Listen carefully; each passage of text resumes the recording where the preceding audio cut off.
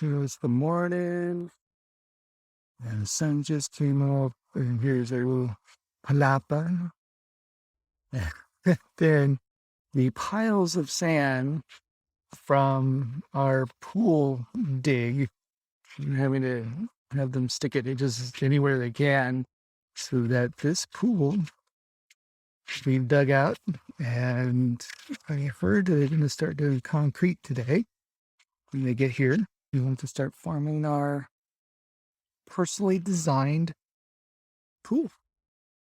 It's looking good. We're going to have a little island with a palm tree right in front of the house. And shallow end, a deep end with lots of little cutouts and ledges and everything.